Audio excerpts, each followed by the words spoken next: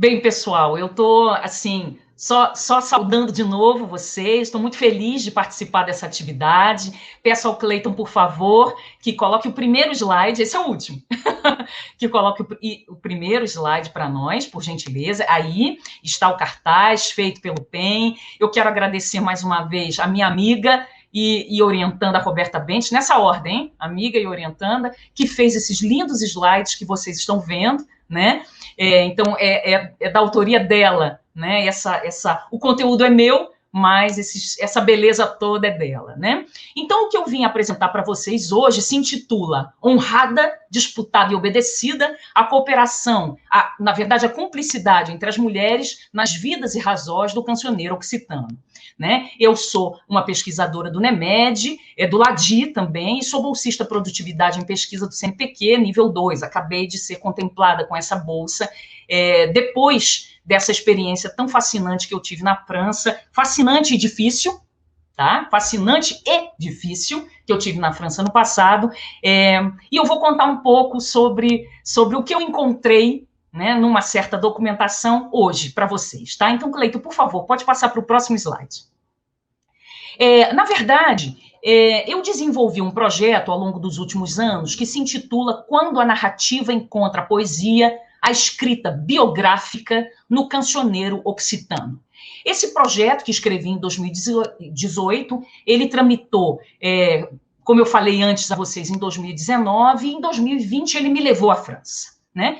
E qual era o principal objetivo desse projeto? Era a tradução da totalidade de biografias que estão enxertadas numa vintena de cancioneiros occitanos, tá? De cancioneiros, ou seja, de reuniões de poesia escrita, compilada numa língua românica que se chama o occitano, num dialeto que é o dialeto limousin, né? Então eu fui para a França para desenvolver esse projeto, Quando a Narrativa Encontra a Poesia, e traduzir o universo completo de biografias dos trovadores occitanos, né? No final do ano, eu escrevi um outro projeto, que é o projeto com o qual eu vou trabalhar dos próximos 3 anos, né? Que é o segundo que vocês têm aí no slide, que é que respostas as vidas e razões do cancioneiro occitano podem nos dar sobre o gênero biográfico na Idade Média. Porque, como eu falei antes, eu tenho um interesse muito particular pelo gênero biográfico, né? Então, o resultado do primeiro projeto estará à disposição de vocês, de todos os leitores, de todos os interessados nessa produção, esse ano ainda. É um compromisso meu, né, de ter parado ano passado, de ter conseguido esse grande benefício, né, e agradeço também aos meus colegas, porque quando um professor se afasta para estudos, para a sua qualificação, obviamente que quem fica trabalha mais, né? Então, é preciso que as pessoas lembrem disso, e eu sou muito grata aos meus colegas de departamento por isso também. E aí eu pude desenvolver essa pesquisa com as dificuldades de ter estado num país que foi o segundo país afetado na Europa pela Covid-19, então eu peguei confinamento, a primeira fase de confinamento, depois outra fase de confinamento, com uma criança, com fronteiras fechadas, né? Então foi bastante complicado, mas essa pesquisa, de uma certa forma, ela me manteve no prumo, ela me manteve viva e me manteve forte para voltar e publicar esse livro, né? Então, para mim, essa é uma pesquisa muito importante em vários critérios, tá? Então, Cleiton, por favor, pode passar para o próximo slide. Eu queria primeiro explicar esse título, né? Honrada, disputada e obedecida. A cumplicidade entre as mulheres nas vidas e razões do cancioneiro occitano. O que é esse honrada, disputada e obedecida? Onde é que eu fui buscar isso? Eu fui buscar isso numa biografia de uma trovadora, atenção, de nome Tibors. Então eu peço ao Cleiton que passe mais um slide para que vocês possam ver, né, essa biografia traduzida por mim. Ela foi incluída num manuscrito, num único manuscrito, o manuscrito H, tá? Identificado como H. Tibors era uma dama, uma senhora da região da Provença, né? E o que diz a biografia da dama Tibors? Senhora Tiburge era uma dama da Provença, de um castelo do senhor Blacatz. Atenção, o senhor Blacatz foi um trovador importante também. De nome Ceramon. Foi cortês e cultivada, graciosa e muito sábia, e soube compor. E foi enamorada, olha o que eu destaco para vocês, eu sublinhei, tá? E foi enamorada e muito amada por amor, e por todos os homens bons daquela região foi fortemente honrada, e por todas as nobres damas muito disputada e obedecida. Então foi daí que eu tirei a minha sugestão do título. E eu continuo. E fez essas coblas que mandou a seu amado, belo e doce amigo. Bem vos posso em verdade dizer que nunca aconteceu que eu estivesse sem desejo, depois de vos conhecer e de vos tornar por fiel amante. Nem nunca que eu estivesse sem vontade, belo e doce amigo, de sempre vos ver. Nem nunca que tivesse ocasião de me arrepender. Nem nunca, se vos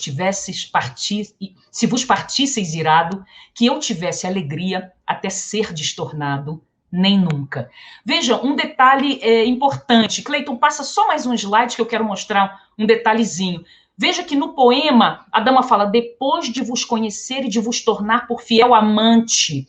Ela não usa a palavra drut, que é em occitano amante, ela usa amã, que tanto quer dizer amante quanto amigo. Lembrando que amigo, na Idade Média, pelo menos na poesia, a gente sabe o que é, namorado, né? Então eu tirei a sugestão do nosso título dessa biografia tão interessante de uma trovadora que teria vivido entre o século XII e o século XIII, né? Mas é uma datação difícil de a gente determinar. E essa biografia, ela tem uma estrutura que é uma estrutura que se repete um pouco em outras biografias, pelo menos em alguns elementos, né? Ela traz para nós a identificação da trovadora, traz para nós a procedência de onde ela era, né? Características individuais, isso aparece em boa parte das biografias, as relações estabelecidas com homens, com mulheres, com senhores, com senhoras, tá? Com homens que eram seus amados, que eram simples jograis, etc. E essa biografia em especial, ela traz um excerto da obra da trovadora, tá? Neste caso, o excerto da obra, ele não é um elemento que comparece nas biografias em geral. Comparece mais raramente nas biografias. E isso que vocês viram e que eu acabei de ler é uma vida, ou seja, uma biografia. O cancioneiro occitano ele tem em torno de 100 biografias, tá? Essas que eu falei para vocês, que eu traduzi.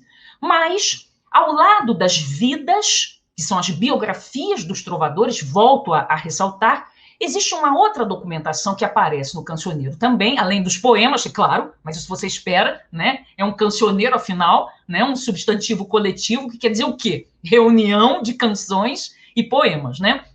Mas os cancioneiros também têm uma outra documentação muito importante, que são as razós. O que são razós? São explicações dos poemas. É só isso, tá? E esses nomes que eu estou usando, vida e razó, são nomes medievais. Não foi a historiografia que inventou isso, não. Ah, vamos chamar a biografia de vida? Vamos chamar a explicação de razó? Não, não, não. Isso aparece na documentação da época, tá? É chamada assim. A biografia é chamada de vida e a explicação é chamada de razó, tá? Então, aí você me diz, Marcela, vidas e razões são complementares? Sim, são complementares. Porque não raro as razões elas apresentam para nós também elementos biográficos. Mas, ainda que sejam complementares, também não raro elas entram em contradição. E eu vou mostrar algumas contradições dessas que são tão interessantes justamente para falar sobre a cumplicidade das mulheres, né? Como essas documentações, as biografias e as explicações, elas apresentam para nós informações conflitantes. Mas a gente pode até compreender, porque se a biografia ela tem como intenção apenas apresentar o trovador, as razões têm por objetivo explicar cada poema. Tá? Então, obviamente, que as razões se reportam a realidades um pouquinho diferentes. Você pode até me perguntar, professora, quais são as fontes dessas vidas e dessas razões? Sempre a fonte principal, tanto das biografias quanto das explicações, são a poesia. O que isso quer dizer? Que muitas vezes as biografias são biografias literárias. Biografias que contêm imprecisões se a gente está querendo saber informações sobre o sucedido. Tá? Se a gente quer saber informações sobre o sucedido, às vezes as biografias vão nos enganar. Mas, como eu tenho dito muitas vezes, eu acho que o nosso desafio é saber fazer as perguntas para a documentação, tá? Não achar que a documentação está lá à nossa disposição para nos dar aquilo que nós desejamos, né? Que as pessoas compilaram essas biografias no século XIV, no início do século XIV, para nos dar as informações de que precisamos. Não. Elas tinham outros objetivos. E quando nós nos reportamos ao passado, nós temos que entender isso, entender as condições de produção e fazer as perguntas que, afinal de contas, essa documentação tem condição de nos responder, tá? Então, se nós queremos o sucedido, essas biografias podem nos frustrar. Mas há biografias bastante verdadeiras também, tá? Há biografias que são muito literárias e há outras biografias que são, sim, bastante fidedignas, né? Nós podemos confiar, né? Veja, no livro Les Femmes Troubadours, de Meg Bogan, essa trovadora, ela parece identificada a uma irmã do Rimbaud d'Orange, que nós sabemos que foi um baita trovador, do trovador do Trobarrique, né? Do trovar precioso, né? E ela teria sido esposa do Bertrand de Meaux. Mas a edição com a qual eu trabalho, que é do Brutière, Schutz e Cluzel, eles não confirmam essa informação. Então, eu estou contando isso para vocês, mas eu também eu tenho dúvidas, tá? Então, acho que a gente precisa estudar mais para saber disso. E no livro da Meg Bogan, a datação da Tiborce, ela aparece no século XII. Eu não sei, também tenho dúvidas sobre isso. Agora, o que me interessa bastante nessa biografia é como o biógrafo... Veja, nós conhecemos a identidade de alguns biógrafos do cancioneiro occitano, não de todos. E esses dois biógrafos, tá, que é o Hugo de Saint-Cyr e o Michel de Latour, nós imaginamos que eles possam ter escrito mais biografias. Por exemplo, o Hugo de Saint-Cyr, que escreveu a biografia de Ventador, tá? E teria escrito outras, mas a gente não tem a confirmação disso, tá? Agora, veja, o que é interessante nessa biografia da Tiborce, ou Tiburge, né, é como o biógrafo discerne sentimentos e atitudes que convergem para a trovadora. Veja, ela foi amada em geral. Ela foi o quê dos homens? Pelos homens. Ela foi honrada pelos homens. E pelas mulheres? O que ela foi? Ela foi disputada e obedecida. Em occitano, tensuda e obedida.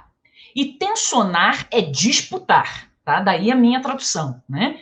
E a mim interessa imensamente esse disputada.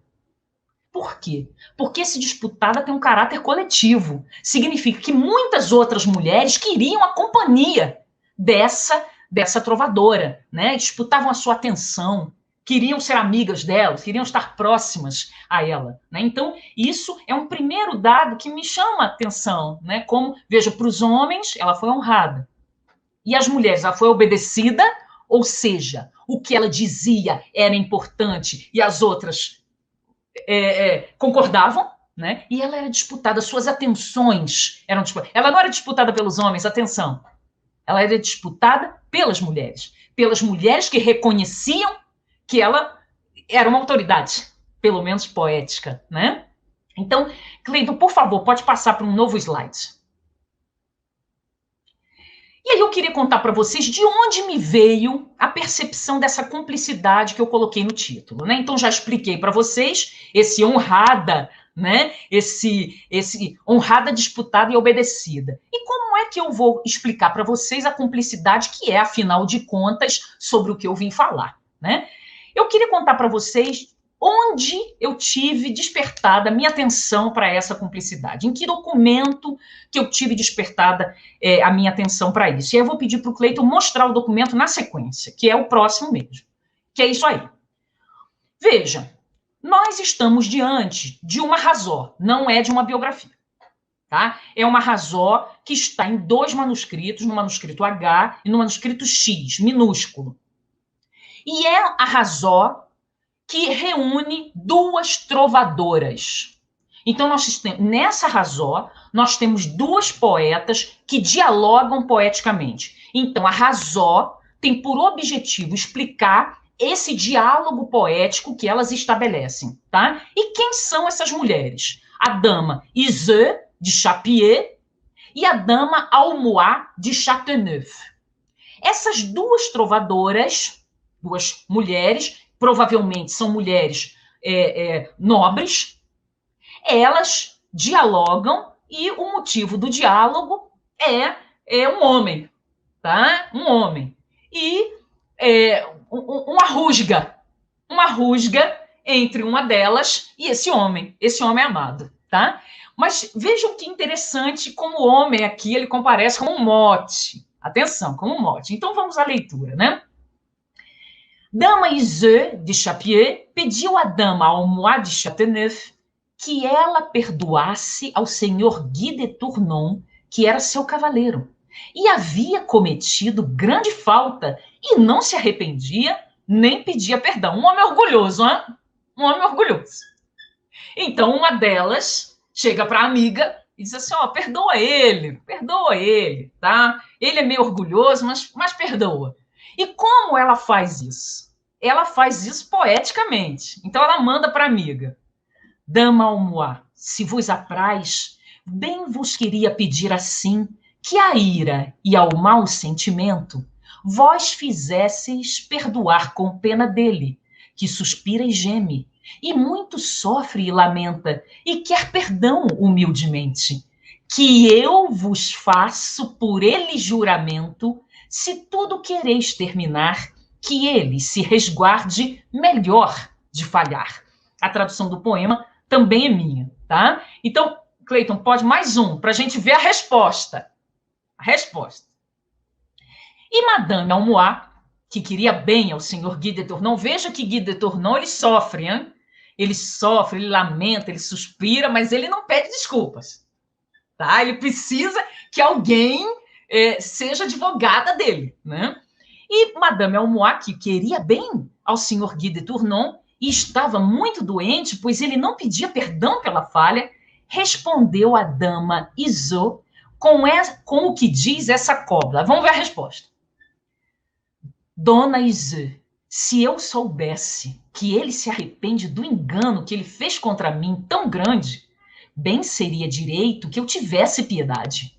Mas a mim não me convém, pois que do mal não se dobra, nem se arrepende da falha, que eu não tenha clemência. Mas, se vós lhe fazeis se arrepender, facilmente posso me converter. É delicioso, né? Porque ela, não terei piedade, clemência, mas se você fizer com que ele se arrependa, eu volto atrás, tá? É isso que ela diz.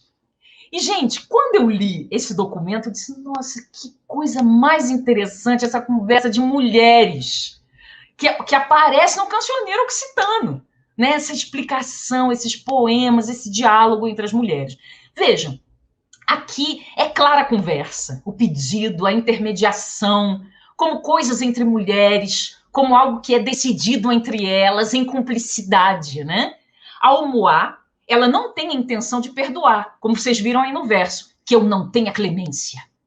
Mas pela intervenção de Iseu, ela pode considerar essa possibilidade. Alguém, veja, vocês podem até me dizer assim, Marcela, aqui se trata da defesa do interesse de um homem, né? E a mulher é chamada para defender o interesse desse homem orgulhoso. Mas atenção, esse homem, na verdade, ele aparece aqui como um mote de uma troca poética, que revela um nível de intimidade entre mulheres que não pertencem à mesma família. Atenção, essas mulheres não são da mesma família no sentido medieval, você sabe disso. Família no sentido medieval inclui os servos também. Essas mulheres não pertencem à mesma família e a poesia as aproxima e as coloca numa relação de muita intimidade partilhada, né? E veja, e graças à poesia, elas se tornam parte de um coletivo, de uma corporação que é um coletivo poético, né? E, ao fim e ao cabo, o homem é o quê?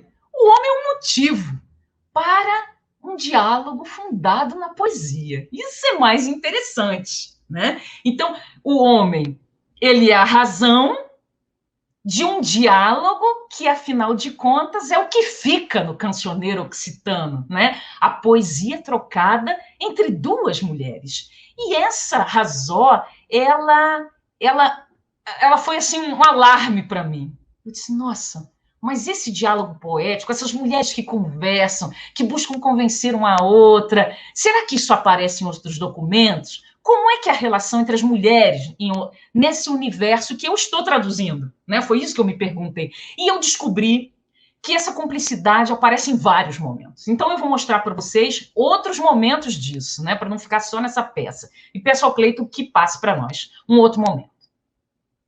São dois poetas que eu trouxe para mostrar para vocês. Um é o Ricardo de Berbezieux, que é um cavaleiro do século XII, e o outro é um cavaleiro que se... Pons... Não, primeiro o Ricardo de Berbezieux, o Pons é depois, né?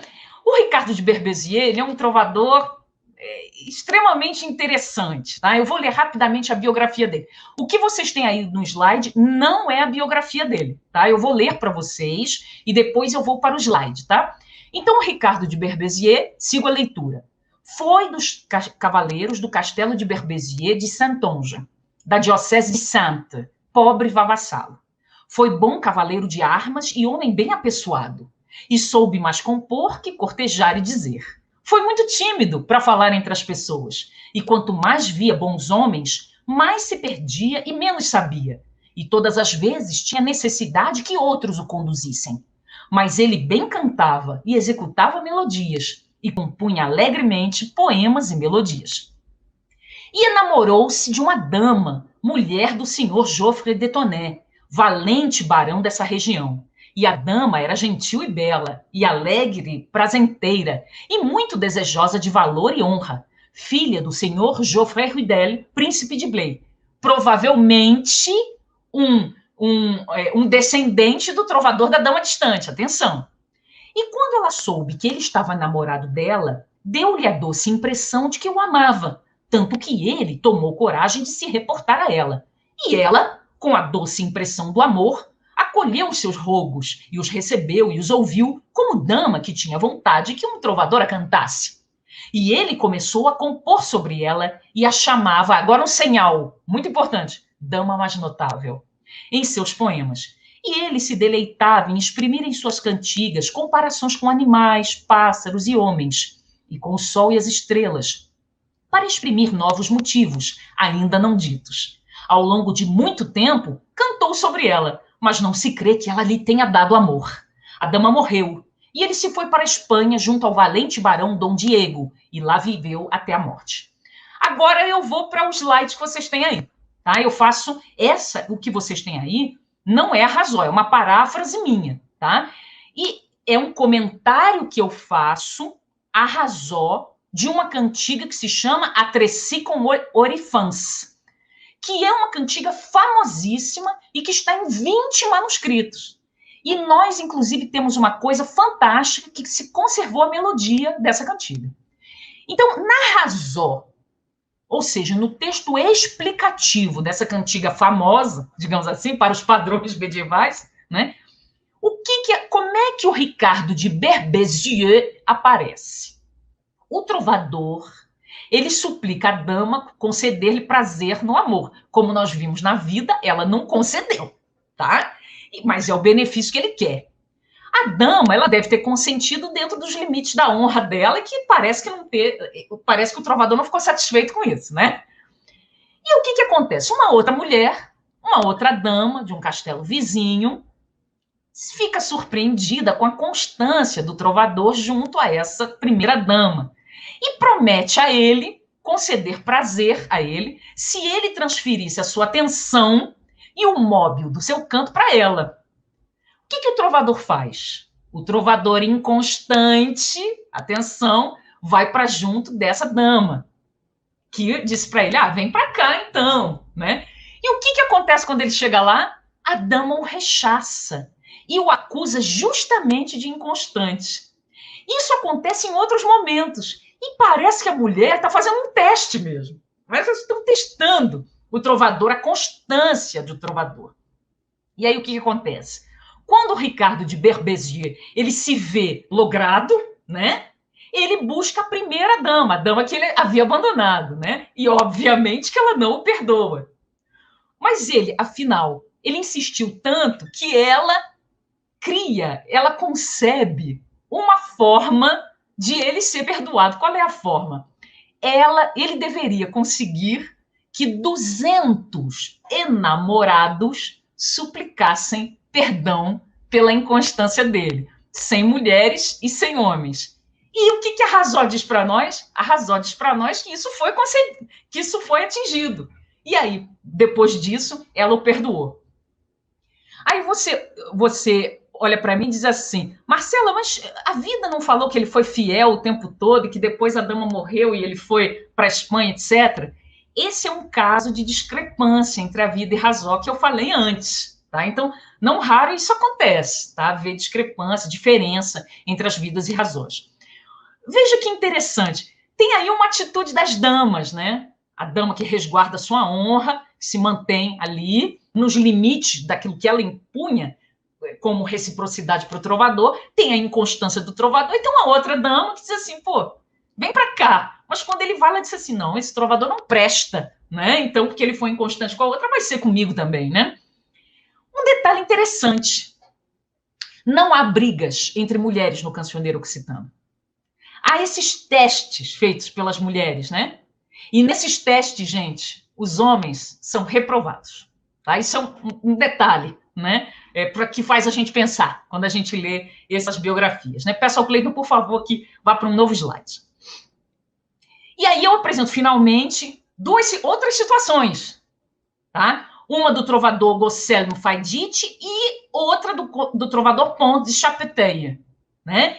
E é muito interessante, porque na primeira, o Gaucelmo Faidite, ele é um trovador que ele casou-se com uma soldadeira, Guilherma Monja.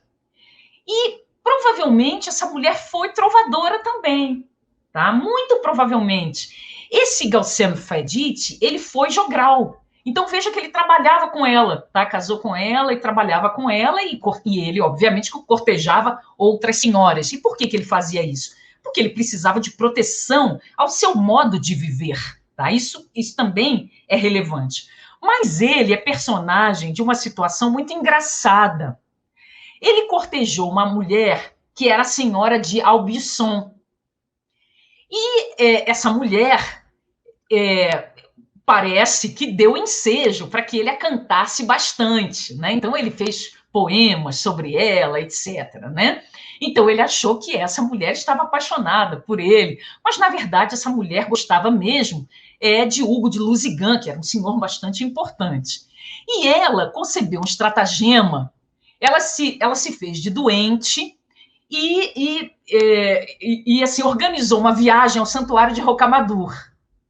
E lá no santuário de Rocamadour, ela se encontra com Hugo de Lusignan, se encontra romanticamente, você está entendendo o que eu quero dizer. E vocês sabem quem é a pessoa que ajuda esse encontro amoroso? É justamente Guilherma Monja, a esposa do trovador que cantava essa senhora. Então, veja, mais cumplicidade que isso eu nunca vi. Tá? Então, esse é outro detalhe interessante que aparece. Uma outra situação está no segundo trovador que eu mencionei aí para vocês, que é esse Pons de Chapteil.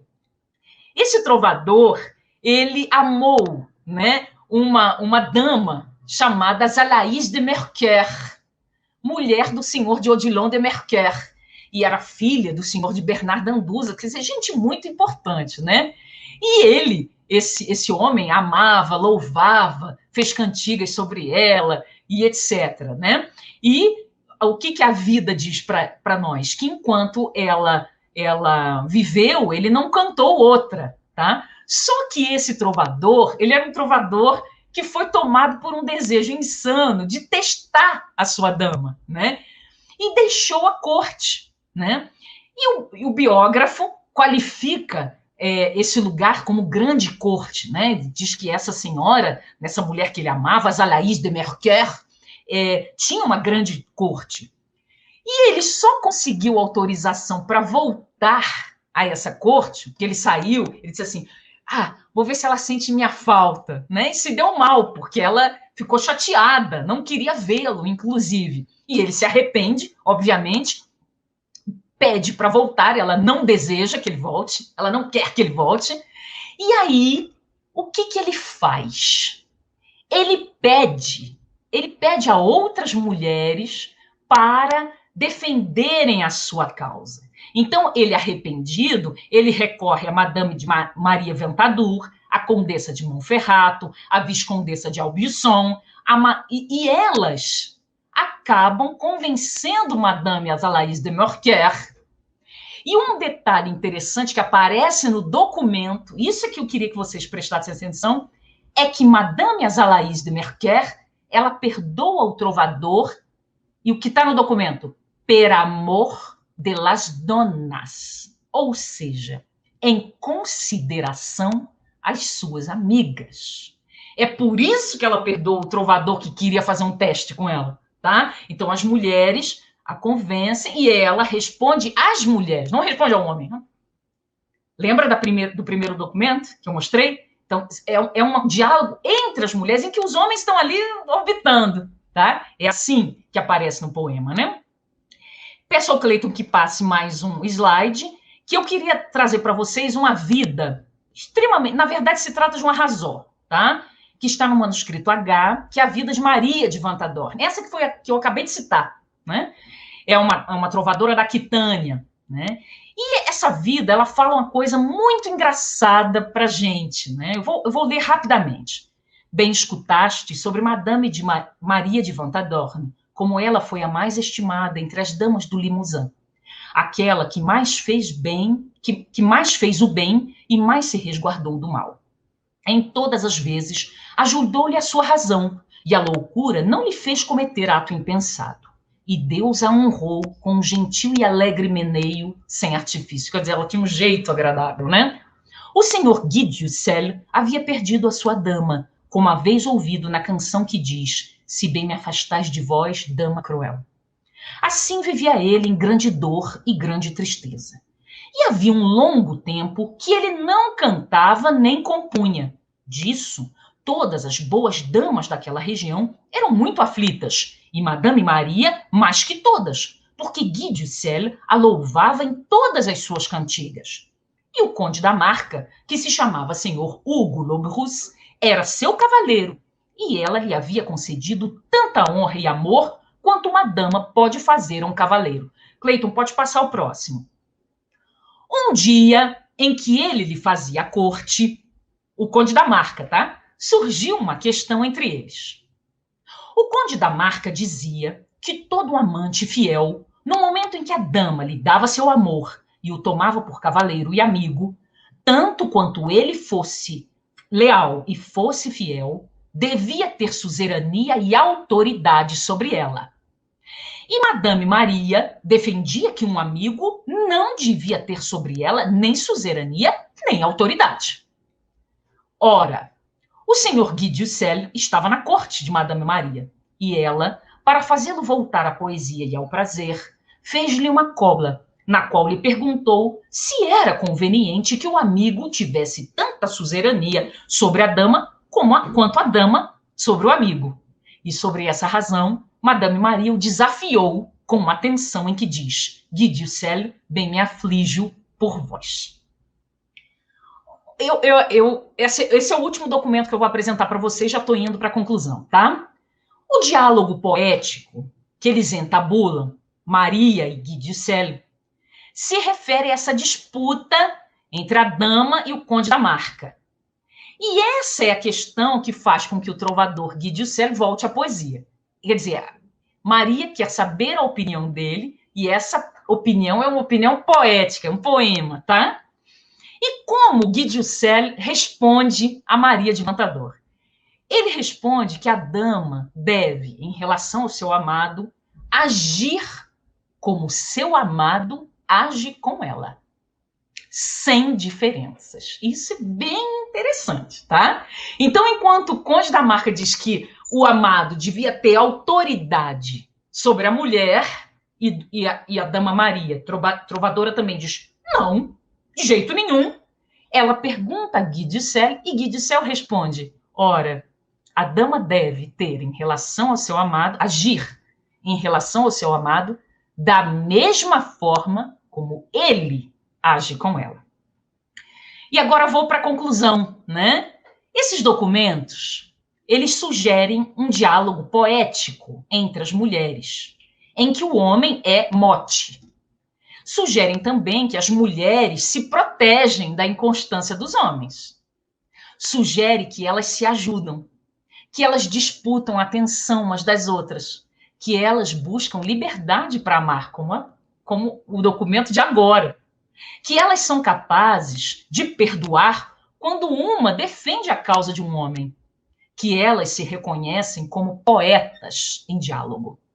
Alguém poderia redarguir que as biografias e razões foram concebidas pelos homens e que essa cumplicidade, portanto, seria forjada.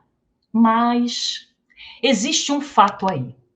As vidas e as razões, elas têm como fonte principal a poesia dos trovadores, ou seja, elas são peças de ficção que reconhecem a poesia como essência, reconhecem a poesia dessas damas também. Portanto, mesmo levando em conta que são os homens que, afinal, concebem esses textos biográficos e de explicação, eles se reportam à poesia das mulheres e reconhecem, esses biógrafos, nas mulheres, o que está lá de fato, que elas se procuram, que elas não se isolam umas das outras, que elas se disputam e recorrem umas às outras. Isso me parece um elemento interessante de sociabilidade poética, tá? Que pode nos fazer pensar nas sociabilidades nas cortes do sul da França. Por que não? Muito obrigada a todas as pessoas que me escutaram hoje. Peço ao Cleiton, por favor, que passe mais um slide, onde vocês vão encontrar o meu contato, se vocês desejarem continuar o nosso diálogo. Muito obrigada ao PEN UERJ.